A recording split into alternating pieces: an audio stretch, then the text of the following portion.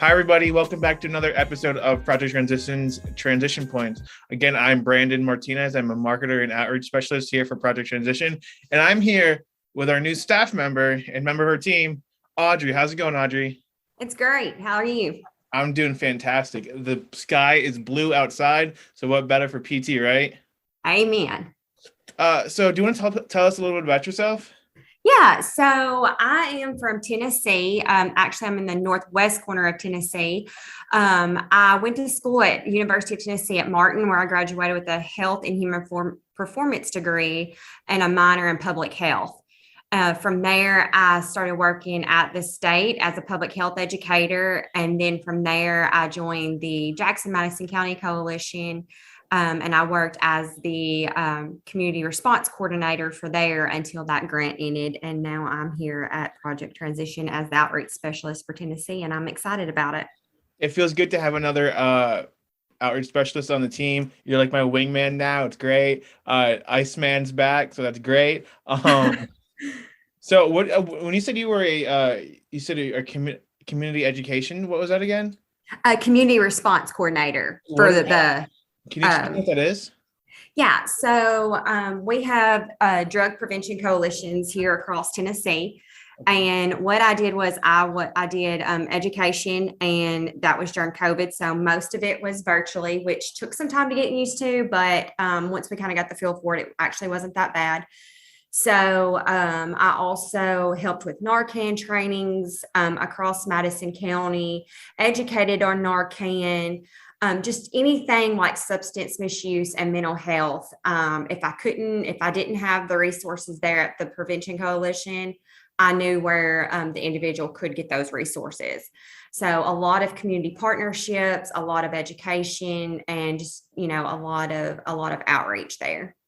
That's awesome. I think Narcan training is really, really important, Yes. especially in the field that we're in. I actually learned how to do. I got Narcan training when I was in college, and at the end of it, they gave us like Narcan to like use it in case you ever have to use it, and I always keep it in my bag just in case because you never know. And it's scary like having to use it, but like the fact that you know it is even better though. Exactly. That's what I keep it in my backpack whenever I go places, even if I'm going to a sporting event, my son's basketball, football game, wherever, I'll put it in my purse just because, you just never know when something can happen. And I like to be, prepared, then, be trained and not have Narcan on me to use. Absolutely. In Philly, like where we're based, and that's where all like the work I do is. I'm always constantly like taking trains because it's easier that way. Right. It's just you ever been stuck in Philly traffic? It's just not something to write home about. So I always just feel a little bit better using transit, knowing that I have the Narcan with me because Philadelphia, believe it or not, is a really big hub, especially the Kensington area for narcotics and opiate use. Oh, Um, wow. if you look it up online, Kensington, Philadelphia, it's just it's really not a good spot, and it's not at no fault of we know that addiction's a disease, right? Yeah. It's really sad if you would come down here and see that part of Philly. It's really sad, but that's why organizations like us, organizations like Meraki has like a drop-in center out there where they provide resources to people that are on the streets in active addiction. Wow. Do they have anything like that out in Tennessee? We don't. They're trying. Now, in like your bigger cities, they do, like Knoxville, Nashville. They have programs that are kind of like that, similar. But the real issue and where you see your most problems is your rural, like West Tennessee, your rural areas where resources are very scarce. Money is very scarce, and it's just, it's harder to come by valuable resources for those types of things. It's a real shame. It's a real Yes, shame. it really is. It really is. They just, it's kind of like if you're not in the bigger cities, you kind of just, I guess, get left out, for lack of better words. Yeah, and that's something that we have to work on together as a community. Yes, that's where you get your partnerships from. linking different partnerships up, outreach to people to let them know where those resources are, where the transportation to get to point A to point B, I mean, it's just kind of, boots on the ground type work to get those resources out. Absolutely. Boots on the ground. That's a term I use all the time. I use it. I use it from when I was in the military. We were like, guys, we're the boots on the ground out there. We have to, we're going to be the ones to make a difference. Right. And then I love that term. and I carried it over to PT when I got hired here. But so you had mentioned adjusting to your work situation during COVID, right? Right. I spent COVID was my senior year of college. That was my senior year and graduate year of college. I did an accelerated program where I did my graduate work the last 2 years of my undergraduate time, if that makes sense. It was an accelerated program. It was really intense. Never again. I'm glad it's done and over with. But I spent my last year of college online in Zoom in my third floor walk up of my Philadelphia apartment, in my tiny apartment with my roommate, one of my good friends now. And it was just a lot of adjusting I had to do, right? It's one thing to spend that time with them when you're able to leave and come and go as you please, right? But once you lose that, it sucks. Yeah. So what was that like for you in the early days of COVID? How did you adjust and what did you do? It was a lot to adjust to at first, because at the time of COVID, I was working for the state of Tennessee as a health educator. And so it's just, we came in one day and I think it was around 11 o'clock, and our boss sent us an email that said, take your laptop, take whatever you need, and go home, and we'll let you know when you can come back to the office. So basically they worked with the skeleton crew at each health department. So I had to set up my office and, kind of figure out how I can do health counsel online, what's the best platform? Is it Teams? Is it Zooms? Is it WebEx? How to get everybody involved, like virtually. I actually started a prevention coalition there in Lake County where I was a health educator. And I did on our Facebook page, to just try to keep up our involvement, I did a poster contest where people took a picture of whatever poster they did and posted on our Facebook page. And we picked a winner and would just safely drop off the, prize at whatever location at their house or, wherever. So it took a lot of adjusting, a lot to, figure out what worked in the virtual world, what didn't, how to keep your health council numbers up, how to keep your coalition meeting numbers up, not lose interest and things like that. And so it took some adjusting, but, once we figured it out and got going, I missed the in-person, but what we did find out was that a lot of people were able to attend more of our meetings virtually because they weren't running from this building to that building, from this place to this place to try to make all the meetings. They could hop off one meeting and then hop on right to the next one, So by the end of it, kind of once everybody got used to it, I felt like our numbers were actually up because they were in one place and, they could hop off this meeting and get on another. So it was some adjusting, but I actually liked it once we figured it out. You love to hear it. Adjusting is one big thing that we all have to work towards doing, right? Definitely. And in the COVID world, there was lots of adjusting very quickly. Yes. So when COVID happened, it's no denying that it impacted a lot of people's mental health, right? Not being able to leave, not being able to interact with the people you normally would. For me, it was relatively hard, especially the first couple months, right? And then once things started to open up, it got better. But the first 2 months, I'd say, were really bad for me, and I was unable to sleep. It wasn't a good situation. What was it like for you? How did it affect your mental health? You have children, right? So that's exactly what I was about to say. So at the time that COVID hit, I was actually pregnant with my youngest one.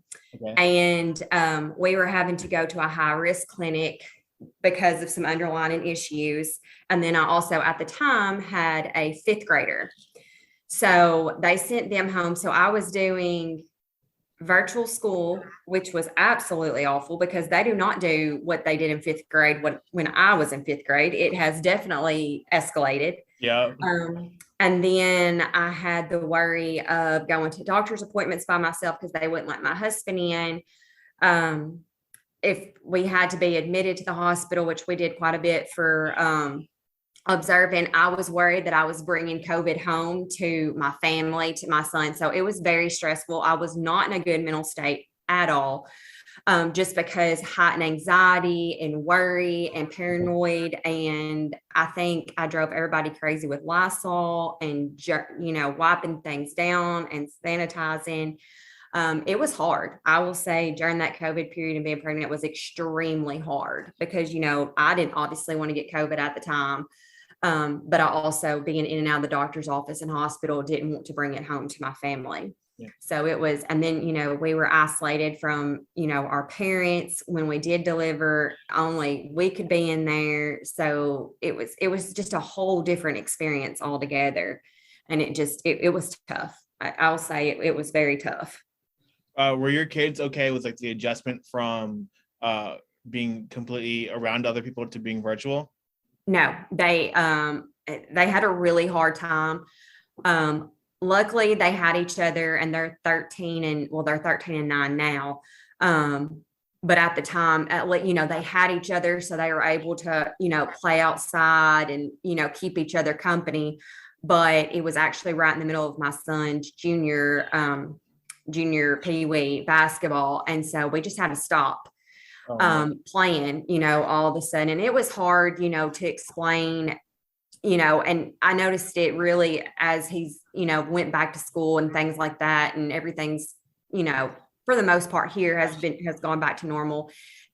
And you can see it with all of his friends. It's like they have a hard time socializing that interaction. And not only that, they miss so much in school doing it virtually. That he was like a straight A-B student. And ever since COVID, he has really struggled grade wise. Wow. So I just think, that year that they missed, they did it virtually, it just wasn't the same. And I can't deliver the same thing as a teacher can deliver, Yeah. So I just felt like he just missed out, on a lot. And that really hurt him. Absolutely. So you said you were pregnant and you gave birth during the COVID era. I yes. say era like it's not over yet. But I can only imagine what that was like. You always hear about how women who give birth, they tend to come with some mental health issues. Sometimes, not all the times, following the birth, right? Yes. I have a friend, very close friend, who she just gave birth to her daughter, and she was just expressing to me like how she's going through some postpartum depression, and I had to make her I had to reassure her, like, listen, it's normal. You're not a bad mom. You just how it goes, right? Yes. Would yes. you say that it was heightened for you because of COVID? Yes. Yeah. Yes, I will say, and because of like the issues he had, because he had to have a total of 10 blood transfusions while in utero. So, with every transfusion came the possibility of him not making it, being stillborn, things like that. Yeah. So I will say I was a helicopter mom. I was awful. I cried on and off. My mental health was not good at all. And I actually started seeing a therapist after about a month after he was born. I was like, this isn't right. Like, I'm snapping at people. I don't want nobody touching him. I was just awful. I was terrible because I was scared of him getting COVID. I was just trying to protect him because we were still having to go back and forth to St. Jude there in Memphis. Mm-hmm. So I will say, like, my postpartum depression was definitely, I feel like, magnified because of COVID and that extra layer of protection I felt like I needed to have, over him. Yeah. And I That think I drove everybody crazy. Me and my husband fought, I wouldn't let the kids come around, things like that. And, finally my husband was like, you've got to talk to somebody. So, something's not right. And my friend actually went through postpartum depression. Hers was a lot worse than mine. But she was actually the one too that reached out and was like, hey, you may want to talk to somebody. I'm seeing the signs that that now looking back after talking to my therapist that I saw in myself, and I'm just saying this, I'm coming from a friend who's been there.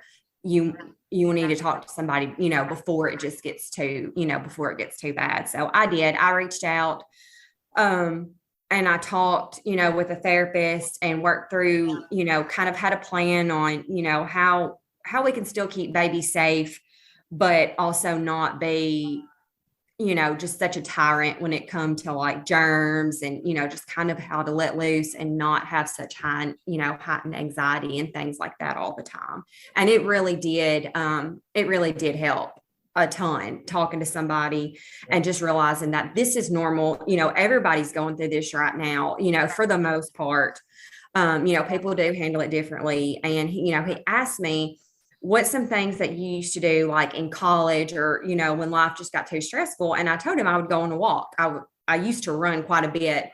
But now I really just walk mostly. And he was like, just go for a walk. When you feel like your anxiety is just getting too much, take you, baby, or just you, if somebody can watch the baby, and just go walk.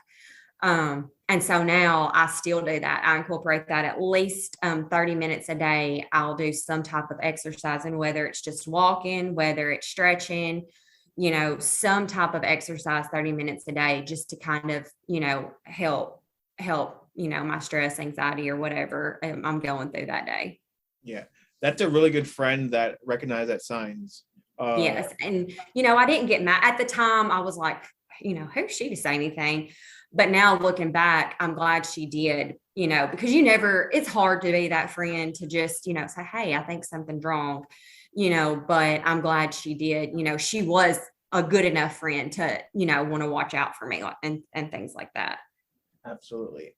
So you mentioned that every day you try to go out and like do a walk, do a run, something like that, this 30 minutes a day, right?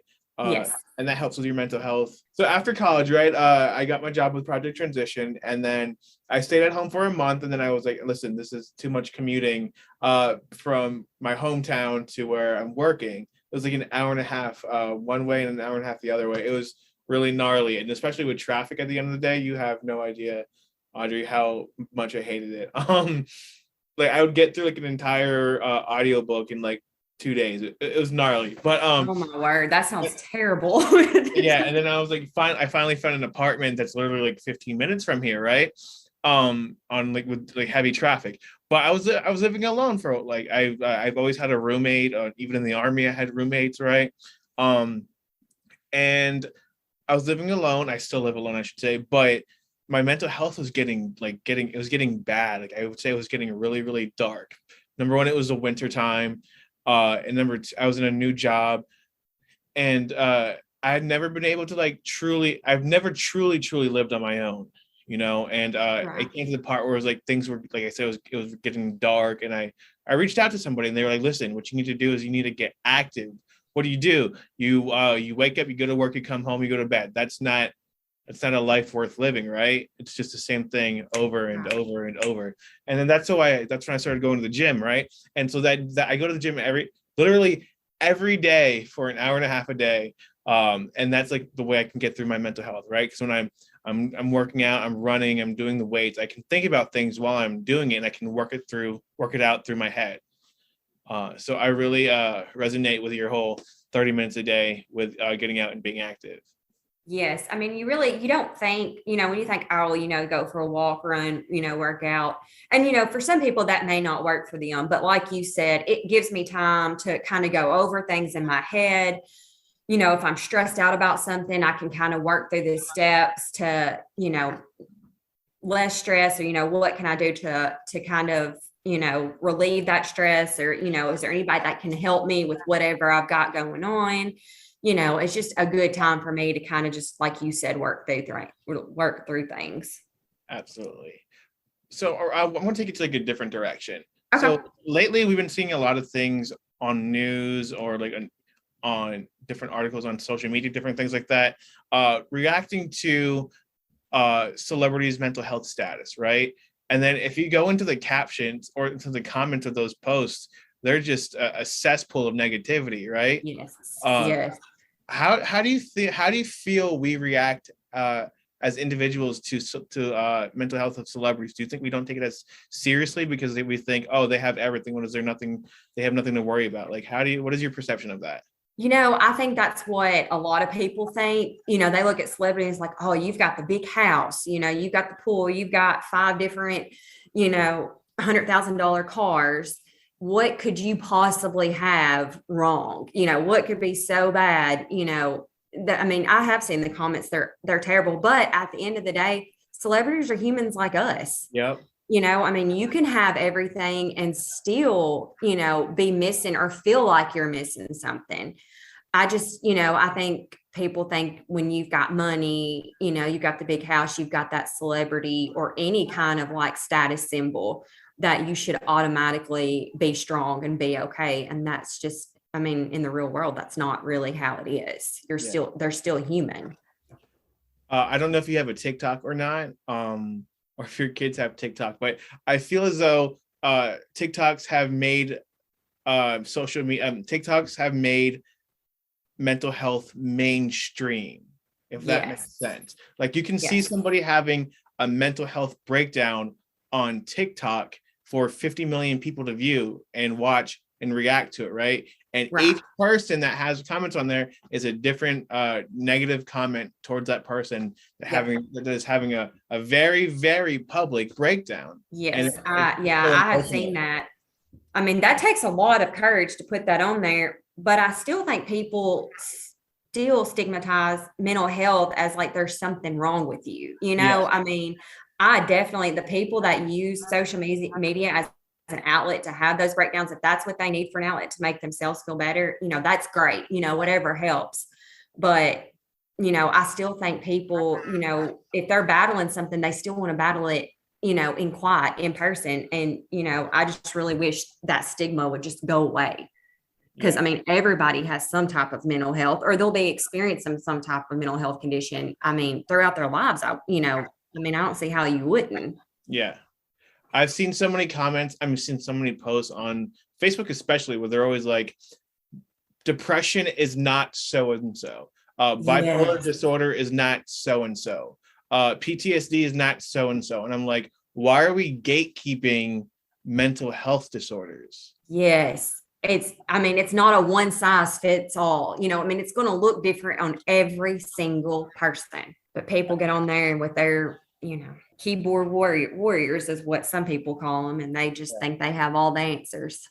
It's a shame, really. It is because I mean, how I deal with something, I may deal with that situation better than when another person. I mean, everybody's just different. It's not like a one size fits all when it comes to mental health. Yeah. The shoe fits on every foot. So, and it fits differently too. So, I just, I hope we can move as a society so where we're not trying to gatekeep somebody else's very personal problems. Yes, I agree that definitely, and I know there's so many organizations trying to bring light to that and education. And I think it's important. Absolutely. So on a brighter note, let's just move away from that really. Because if we keep talking about it, it's a wormhole, really. It is. It's just, you go into it. Yeah, definitely. It's like a spider web. It can go everywhere. Absolutely. So self-care is really, really important, right?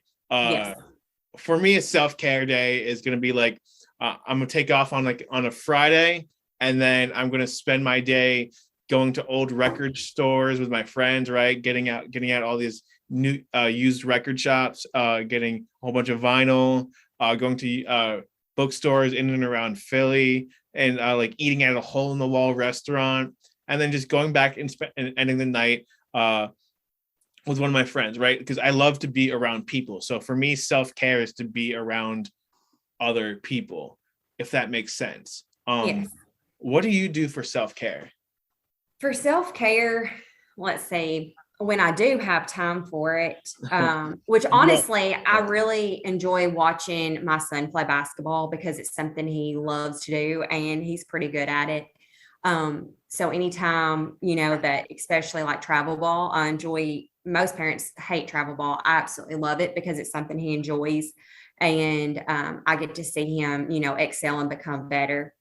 I also go to his trainings too, which he probably don't like, but I mean, I just like seeing how he gets better. That's my self-care, I guess, right now, since I have kids, is kind of just, living right beside them and being able to enjoy what they're doing. Otherwise, I like to do the typical girl stuff. I like to get Botox and get my hair done. So I'm about to say a haircut is changes my life every time I get one. I will say I thoroughly enjoy getting my hair done because they wash it, they massage your head, and I enjoy the typical like girly stuff. But most of the time, I just enjoy sitting back in a gym with a Coke and some popcorn and watching my kids, do what they love. Yeah. Do you have a go-to comfort show? I sure do. I really like One Tree Hill. One Tree Hill, Chad Michael Murray, the heartthrob of Yes. the early 2000s. Yes. Yes. Wow. And Sophia Bush, like I absolutely love One Tree Hill. And one of these days I'm going to go to their convention in Wilmington, North Carolina. They have a One Tree Hill convention? Yes, they do. That is awesome. I used to, believe it or not, when I was in the military, every Friday we'd get together and we would watch two things. First thing we would watch New Girl on, New Girl is right. Yes. We'd watch New Girl, and then after that we would usually watch One Tree Hill, like just to have something going on in the background. But that was like our go-to. So a bunch of masculine men, right? Soldiers all hyped out, and we would watch One Tree Hill and New Girl together. So I'm so glad you said One Tree Hill. That just absolutely made my day, because one day I was watching it and my husband was like, "What are you watching?" I was like, One Tree Hill, and he sat down and started watching it, and he was like, "Don't tell nobody, but I actually like this show." And I came back the next day to because I always just start from season one and go on. I've seen it like 2 or 3 times all through every season, and he had watched like 2 or 3 seasons. I had gone shopping or something, and I was rolling. So it's funny that you said y'all watched it. Yeah, it's a great. I mean, it's not good television, but it's good television. Yes, it could be. I'd much rather watch that as opposed to like Real Housewives or something. So yes, yeah. I tried to watch that, and I couldn't get into it. I was like, that's too much fighting for me. Yeah, and it's definitely not good for their mental health for sure. No, definitely not. No. Anyways, Audrey, you've been amazing. I just have a couple more questions for you, if that's okay with you. Yeah. Why did you choose Project Transition? I actually, since my grant was ending, I was kind of looking on Indeed, and I was like, oh, an outreach specialist. So I kind of Googled, because I was like, well, I'm not going to apply for something where I'm not really sure what all this, what it's about. And so I Googled it, and I started researching more about, what y'all do, what Project, Transition is about. And I was like, this is great. There's 2 different programs that offer 2 different things, just to meet people where they're at, basically. And, I read the testimonies and things like that. And I was like, this is definitely a company that I would love to be part of. And I would love, to tell their story out across, Tennessee. Yeah, I can definitely dig it. So what do you think of it so far? I absolutely love it. All my coworkers, you've been great. Ellen, Caitlin, everybody has been so welcoming and so warm. I don't feel like I'm working, people say, well, you work from home. You feel like you work in a silo. I was like, absolutely not. I just told somebody over the weekend, I was like, one of my coworkers, Brandon, we had a kind of like a sync up meeting on Teams on Thursday. And I said, he gave me some great ideas of what I can do to kind of, up my outreach and things like that. And I was like, I was able to, send an email as soon as we got off of our call and, join the task force. And, otherwise I wouldn't have known about it. And, I said, they're just great. Like they check in. You never feel like you're alone. It's been positive so far. I have no complaints whatsoever. Well, I can promise you that you are in a great addition to the team.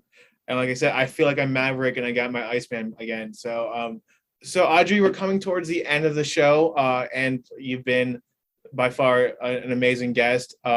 We've had amazing guests up until this point, but it's always good to have somebody new on, right? Yes, I enjoyed it. And we got to do this again sometime, right? Definitely. Teamwork all the time. I would love to have you and Stephanie on at the same time. Stephanie is great. She's the other outreach and admission specialist. She's a dual role out in North Carolina, but she's great. She's a big proponent as to why this podcast is going on. Where I did my very first episode with her, and we tested the waters together to see if this is something that we should still keep doing. So I'm so thankful that it worked out. But moving forward with that, is there anything that you have read or that you listen to that might help people with their mental health? Let's see here. Oh, what off the top of my head? Honestly, I follow different groups, like inspirational groups on Instagram. Mm-hmm. And so, every day, because, you scroll social media every day. And, it's good, like on my Instagram specifically, to scroll through and see like positive quotes, people doing well, giving kind of an advice, especially like in my situation with kids and a toddler. You'll have your bad days, but, you'll get through them. Things, you're not the only one facing, like my phase right now is the toddler phase, which is terrible. And so I'm following a lot of parenting tips on that. And it's just great to see other people go through what I'm going through now and kind of be able to relate and like, oh, I'm not a bad mom, so I just, that's what I do. I follow like just specific, accounts on Instagram. That way, when I'm scrolling, I see positive affirmations, I guess, to kind of start my day and end it. Awesome. Well, Audrey, it was have a real pleasure to have you on the podcast. And like, I can't wait to continue to work with you. You're awesome. And you're doing great things, all right? Thank you so much for having me. Yep. So till next time, guys, we'll see you again. Thank you. Bye.